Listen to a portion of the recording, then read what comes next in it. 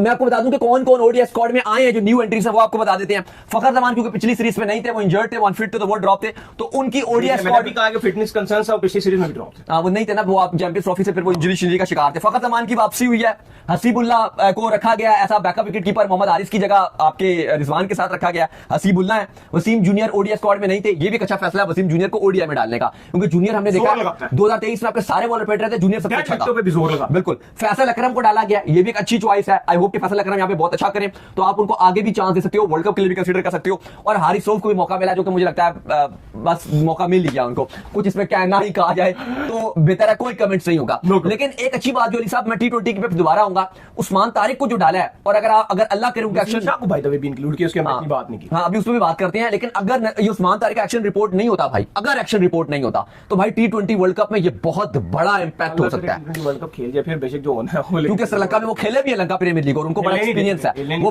बिल्कुल नहीं ले देते। मजा आ जाएगा भाई, अगर वो खेल गया ना, बहुत मजा आ जाना पाकिस्तान को। अगर उस्मान तारिक आपका T20 वर्ल्ड कप खेल गया, उसका एक्शन रिपोर्ट ना हुआ, बस हुआ। लेकिन चलो ठीक भी है ना, अगर एक्शन रिपोर्ट भी होता है तो फिर निकले ना, पता चल जाए हमें कि यार ठीक है। ऐसे अगर हम मुझे सोचते रहे कि यार खेल जाता, बीच में फंसा रहेगा, अगर तो खेल गया तो हमें पता है कि वो बहुत कुछ कर सकता है। बेचारे के लिए थोड़ा सा नुकसान हो जाएगा, जैसे वो लीगे खेल लेता थोड़ा बहुत, वो भी उसके लिए कंसर्न। चलो फिर हल्का फुल्का एक्शन सेट करके फिर वो खेलता रहे लीग। लेकिन चलो उसके लिए भी बड़ी बात है कि पाकिस्तान क्रिकेट में अगर खेल गया और अगर एक्शन रिपोर्ट नहीं होता, लीग में भी नहीं हो रहा, तो शायद बचत ही हो जाए। लेकिन अगर बचत होगी तो फिर भाई बहुत बल्ले बल्ले हो जानी है। तो अली साहब, ये पाकिस्तान का T20 स्क्वाड है। हाँ, कुछ नाम बहुत अच्छे डाले गए हैं, कुछ आप कह सकते हो फखर जमान का एक हाईलाइटेड नाम है।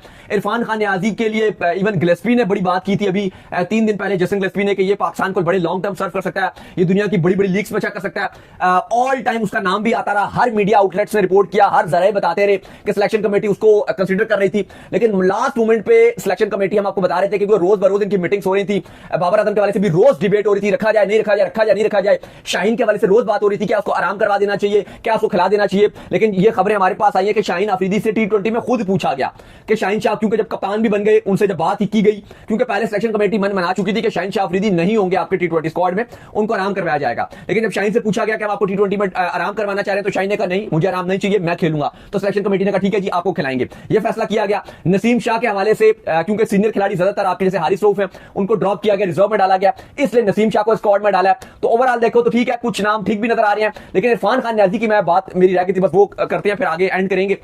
इरफान खान नियाजी के हवाले से अपडेट ये है कि सिलेक्शन कमेटी चाह रही थी उनको रखना, लेकिन बाद में फिर जो वोट था वो अब्दुल समद के लिए चला गया। मैं समझ रहा था अली साहब कि दोनों को बेशक आप रख देते, कोई होम सीरीज थी आपकी, अगर आप 16 रुकनी स्क्वाड भी करते थे कोई बुराई नहीं थी। लेकिन सिलेक्शन कमेटी ने यह कहा कि हम अब्दुल समद और इरफान खान नियाजी में से एक ही कोई रखेंगे, और फिर जो वोट था वो अब्दुल समद की तरफ चला गया।